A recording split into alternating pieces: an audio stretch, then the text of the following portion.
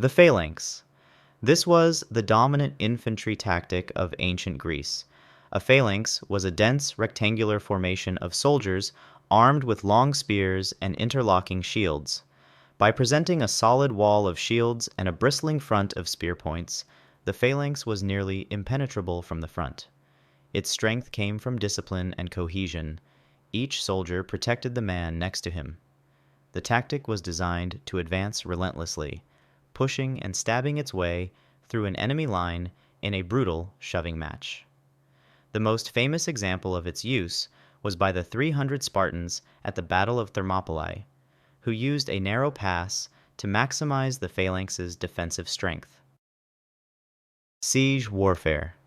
This is the tactic of capturing a fortified position, such as a castle or a walled city. Instead of a direct, open battle, a siege is a prolonged operation designed to overcome static defenses. There are two primary methods: attrition and assault. Attrition involves surrounding the fortress, cutting off its supply lines, and starving the defenders into submission. Assault involves actively trying to breach the walls using siege engines like catapults, battering rams, and siege towers, or by digging tunnels to collapse the walls from beneath. The historic siege of Constantinople in 1453 is a quintessential example, where massive cannons were used to finally breach the city's legendary walls. Volley Fire. This tactic dominated the age of gunpowder from the 17th to the 19th centuries. Armies would form up in long, tight lines, often 2 or 3 ranks deep. On command, the front rank would fire a simultaneous, massed volley of musket fire. As they reloaded, a slow and complex process, the next rank would step forward to fire their own volley. The goal was not accuracy, as muskets were wildly inaccurate, but to create a devastating wall of lead that would shock, disorganize, and break the morale of the opposing line. The disciplined volleys of the British redcoats at the Battle of Waterloo are a textbook example of this tactic. Trench warfare. This tactic defined the First World War. It emerged when the killing power of modern weapons, especially the machine gun and rapid-firing artillery, became so immense that attacking across open ground was suicidal. Armies on both sides dug vast, complex networks of trenches for protection. The result was a static, defensive stalemate, with a brutal no-man's land of mud, craters, and barbed wire between the opposing lines.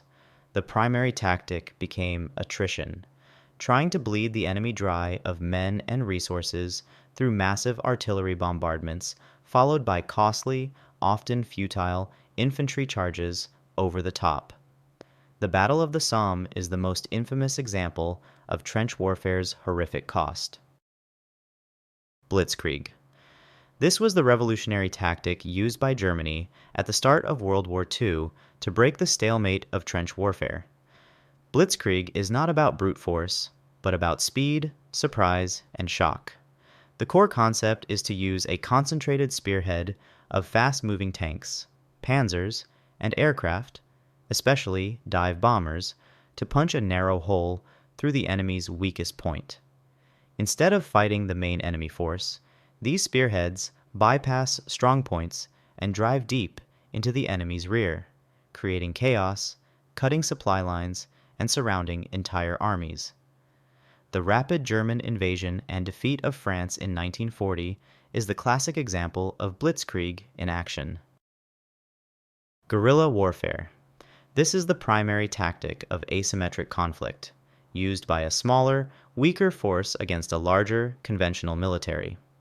Guerrilla warfare avoids direct, pitched battles.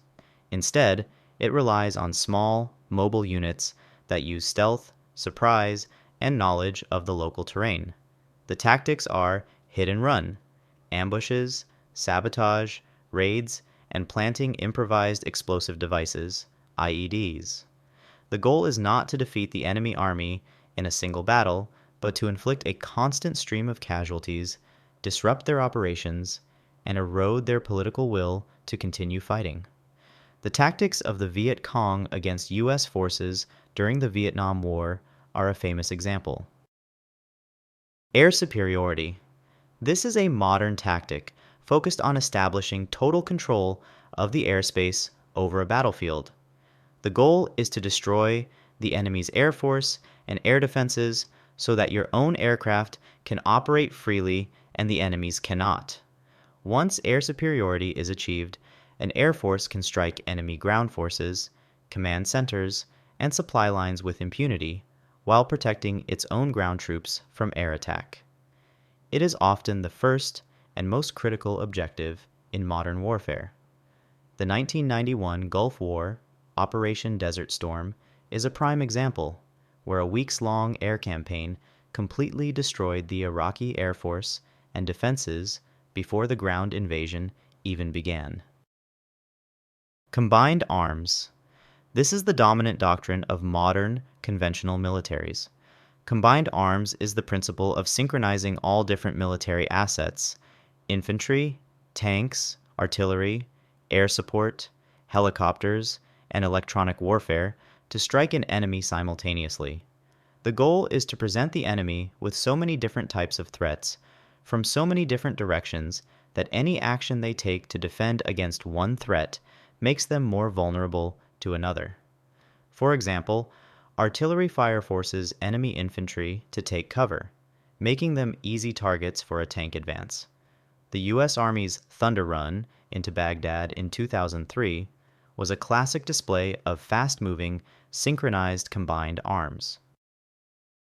Information and cyber warfare. This is the newest domain of conflict. It is warfare conducted in the digital realm and the human mind. It has two main branches. Cyber warfare is the technical side, hacking into and disabling an enemy's critical infrastructure such as power grids, financial networks, and military command and control systems. Information warfare is the psychological side, using social media, propaganda, and disinformation to sow confusion, create political division, and undermine an enemy population's trust in their own government. The use of the Stuxnet worm to damage Iran's nuclear centrifuges is a real-world example of cyber warfare. Thanks for watching. Which of these tactics do you believe is the most effective today? Let me know in the comments down below. Also, remember to like and subscribe if you found this informative.